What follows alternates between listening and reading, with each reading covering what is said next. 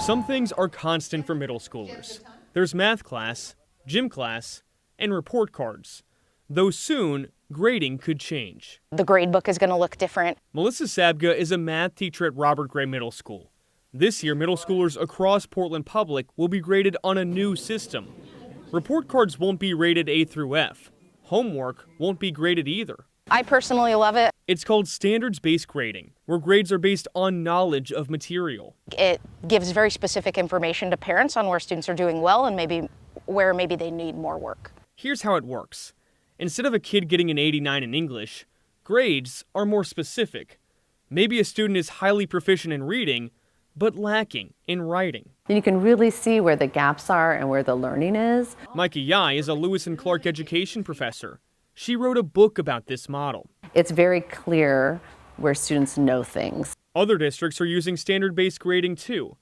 Beaverton uses the model because it assesses student progress and provides timely feedback. There's much more fine grain, so you can see where you need to do your instruction. Still, it's an idea national outlets like the New York Post blasted 2 years ago when PPS announced the change. Critics say it fails kids who need help. PPS declined our interview request. And while teachers say homework isn't graded, kids do take assessments to show what they've mastered. It's much more equitable for all kids, really. As a sixth grade teacher, I think it's better for students.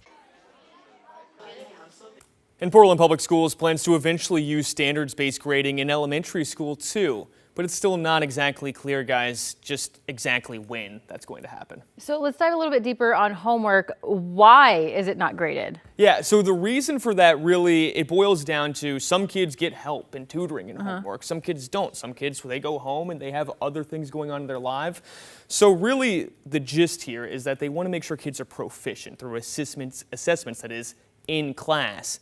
They think homework makes it a little bit harder to determine if that's accurate or not. And then if grades aren't an F, how should parents go about understanding this report card? Yeah, so it's going to be broken down into proficiency. Here's what that looks like. The district gave a rubric showing grades like highly proficient, proficient, close to proficient. Here's how it'll actually look on a report card. You can see here at the bottom that math, Common Core, that's a proficient grade that student received there. So it's going to look a little bit different, and experts also say that it's not a bad idea to just ask your students what this is going to entail, what it's going to look like, because at the end of the day, they and the experts and the teachers, that is, are going to be most knowledgeable. Yeah, well, I'm still trying to wrap my head around that. Good luck, parents. Thomas Schultz should get an A on that report, by the way.